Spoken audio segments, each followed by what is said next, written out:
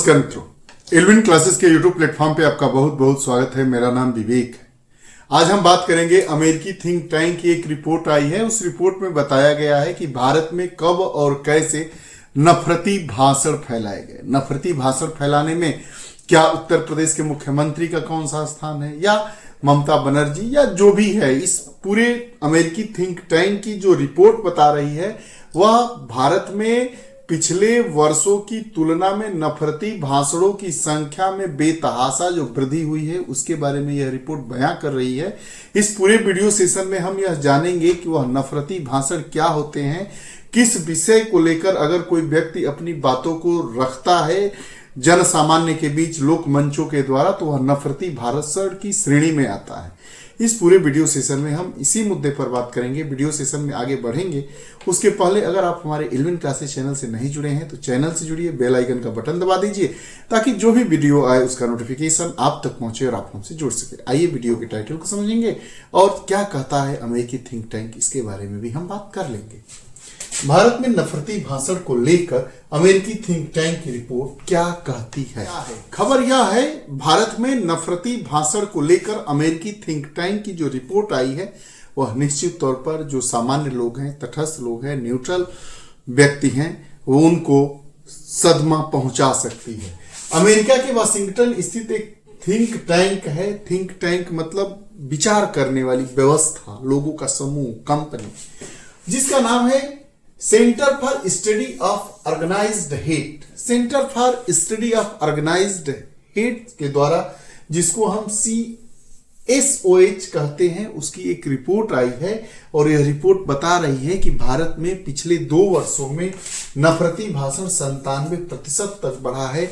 यानी पहले जो एक नफरती भाषण होता था अब 2 हो गया है। पहले अगर नफरती भाषण देने की संख्या 1 लाख थी तो अब 2 लाख के करीब पहुंचने वाली है। यानी 2 सालों में 97% तक की बढ़ोतरी देखी गई है। और यह रिपोर्ट क्या कहती है, इसके आंकड़े क्या है, राजनीतिक, सोशल मीडिया, पुलिस और कानून की इसमें क्या भूमिका है, और सबसे अहम बात इस रिपोर्ट की यह है कि इसका भारत के लोकतंत्र और सामाजिक सौहार्द पर क्या असर पड़ता है। इस पूरे वीडियो सेशन में इस हम थिंक टैंक के माध्यम से जानेंगे। थिंक टैंक की रिपोर्ट, जिस थिंक टैंक का नाम है centre for study of organised hate, है कि यह जो रिपोर्ट है वह कौन जारी किया। तो जो रिपोर्ट है उस रिपोर्ट का नाम है hate speech events in India 2025। Hate speech events in India 2025 में यह रिपोर्ट है।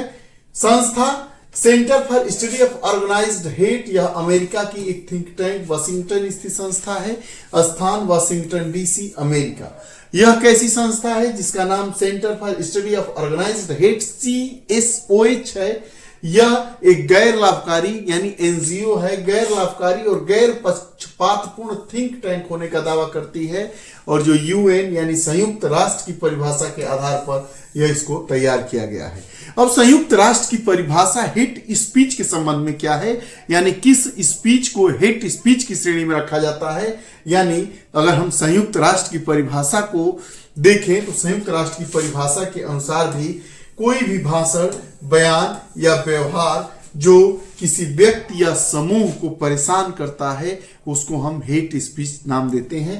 आइए इसको डीपली जानते हैं। धर्म की बात हो, जात की बात हो, नस्लीय आधार हो, राष्ट्रीयता को भाषण में लाया जाए, लिंग या पहचान के आधार पर अगर किसी को अपमानित करने का काम किया जाए, उसके व्यवहार को, उसके व्यक्तित्व को, तो जिससे भेदभाव बढ़े या हिंसा के लिए उकसाए, वही नफरती भाषण है। हमने UN के द्वारा संयुक्त राष्ट्र की परिभाषा के अनुसार यह समझने का प्रयास किया कि हेट स्पीच क्या है।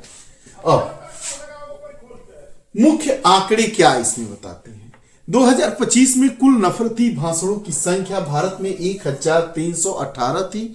2024 की अगर हम बात करें तो 2024 के रिस्पेक्ट में यह 13% एक्स्ट्रा थी।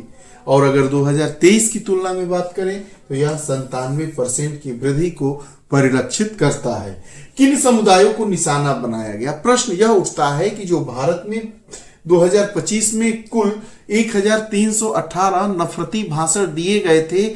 उस भाषण में किस धर्म को, किस जाति को, किस नस्ल को, किस राष्ट्रीयता को या किस लिंग पहचान वाले व्यक्ति को या किसी इसमें से एक आधार वाले व्यक्ति को निशाना बनाया गया था। तो आइए बात कर लेते हैं कि किन समुदायों को निशाना बनाया गया।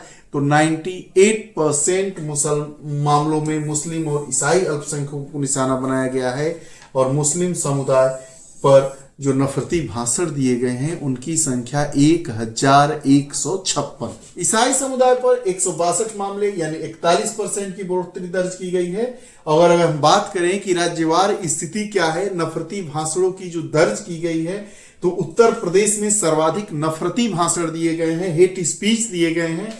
उत्तर प्रदेश में हेट स्पीच की संख्या 266 है।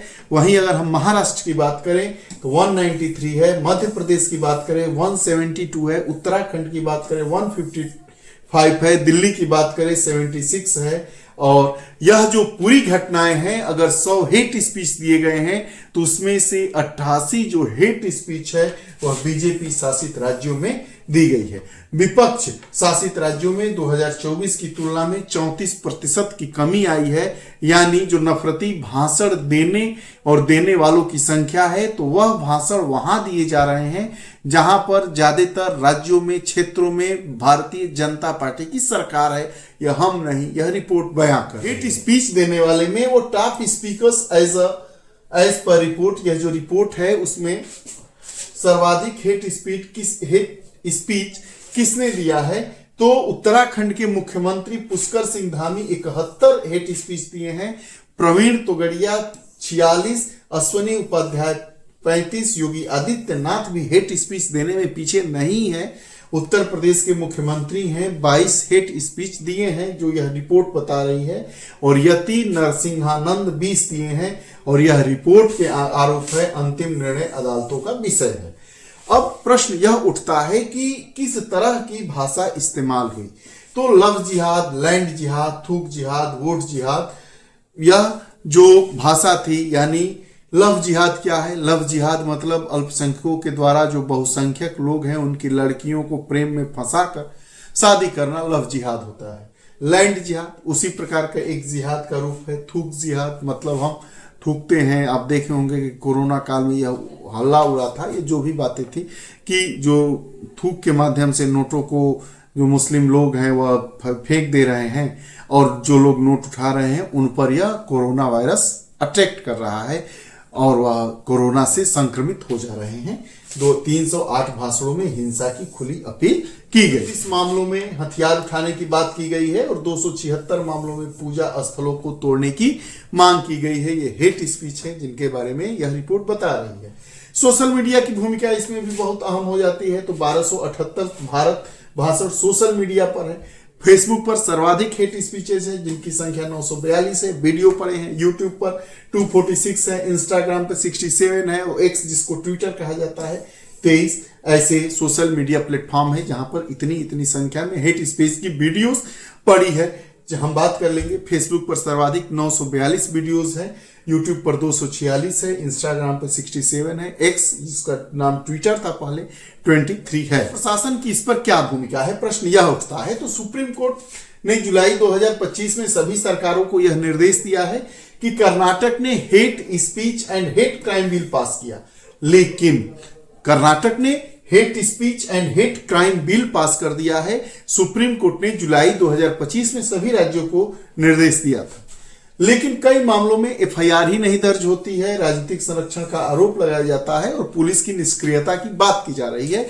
अगर किसी पार्टी का जिसकी सरकार है, किसी भी राज्य विशेष की मैं बात नहीं कर रहा हूं, जिस राज्य में किसी भी पार्टी की सरकार है वहां का बड़ा नेता अगर हेट स्पीच देता है तो उस पर कैसे एफआईआर दर्ज होगी? क्योंकि जो राज्य पुलिस है राज्य सरकार के अधीन काम करती है, तो राज्य सरकार के अधीन पुलिस काम करेगी, तो पुलिस को एफआईआर दर्ज करना है, वो एफआईआर कैसे दर्ज करेगी? यह भी एक सोचने का विषय है। वही यह रिपोर्ट बता रही है। राजनीतिक विश्लेषक इस पर क्या अपनी बात बता रहे हैं? तो जहां पुलिस प्रशासन सख्त है वहां नफरत का, जहां राजनीतिक संरक्षण वहां नफरत ज्यादा और कानून का डर खत्म होने की बयानबाजी बढ़ती जाती है। तो हम निष्कर्ष के तौर पर क्या कह रहे हैं? निष्कर्ष के तौर पर हम यह कह सकते हैं कि जो अमेरिका की संस्था है वाशिंगटन डीसी में, जो नफरती भाषणों को लेकर एक रिपोर्ट जारी की है भारत के संदर्भ में कि 2023-24 की तुलना में भारत में 2025 में नफरती भाषणों की संख्या 97 हो गई है। सर्वाधिक नफरती भाषण देने वाले राज्य कौन से हैं? योगी आदित्यनाथ जो उत्तर प्रदेश के मुख्यमंत्री हैं, उनका भी नाम इसमें है। कई लोगों का नाम है। नफरती भाषण क्या होता है, इस पर हमने यूएन की परिभाषा को भी समझने का प्रयास किया। आपको ये हमारा वीडियो सेशन कैसा लगता है कमेंट सेक्शन में जरूर बताइएगा। अगर आप हमारे इलेवन क्लासेस चैनल से नहीं जुड़े हैं तो कृपया चैनल से जुड़िएगा, बेल आइकन का बटन दबाइए ताकि जो भी वीडियोस आए उसका नोटिफिकेशन आप तक पहुंचे और आप हमसे जुड़ सके। बहुत बहुत धन्यवाद। नमस्कार। जय हिंद।